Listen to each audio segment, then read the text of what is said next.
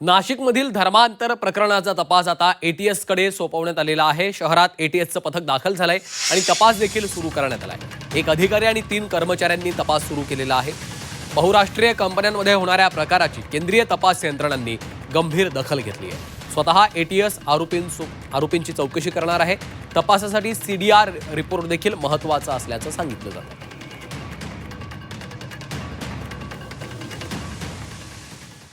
आणि आता थेट जाऊयात, आमचे प्रतिनिधी योगेश खरे सध्या आपल्यासोबत जोडले गेलेले आहेत। योगेश, नाशिक धर्मांतर प्रकरणाचा हा संपूर्ण तपास आता एटीएस कडे वर्ग करण्यात आलेला आहे आणि जो मुद्दा आता या प्रकरणामुळे समोर आला त्याच अनुषंगाने हा संपूर्ण तपास होणार आहे। इतरही काही बहुराष्ट्रीय कंपन्यांमध्ये असे प्रकार घडतायत का याची देखील आता सखोल तपासणी होतीये। काय अपडेट्स आहेत?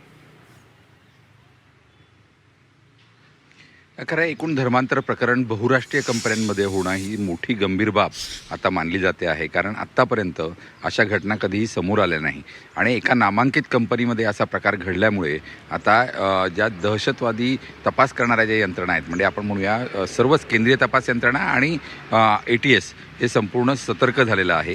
याबाबतचा संपूर्ण शहानिशा केला जातोय। जे आरोपी होते त्यांची चौकशी करण्यासाठी आज नाशिकमध्ये एटीएस आता दाखल झालेला आहे। एटीएसने पोलिसांकडून सगळा अहवाल घेतलेला आहे आणि जे आरोपी अटकेमध्ये आहेत त्यांच्याकडून माहिती घेऊन किंवा त्यांचे सीडीआर कॉल पूर्णपणे तपासून आता यांचं कोणतं मोठं नेटवर्क हे राज्यामध्ये किंवा देशामध्ये आहे का, किंवा या पद्धतीनं एक नवीन मोडस ऑपरेंडी जी आहे ती काही धार्मिक संघटनांकडून केली जाते का, याचा सखोल तपास हा केला जाणार आहे। एकूणच नाशिकच्या या प्रकरणामुळे आता संपूर्ण देशातील बहुराष्ट्रीय कंपन्यांकडे लक्ष देण्यास आता सुरुवात झाली असं म्हणायला हरकत नाही। निश्चितच त्यामुळे आता एटीएसची टीम दाखल झालेली आहे। त्यांच्या या संपूर्ण तपासावर आपलं लक्ष असेल। योगेश, आमच्यासोबत असे जोडून राहा।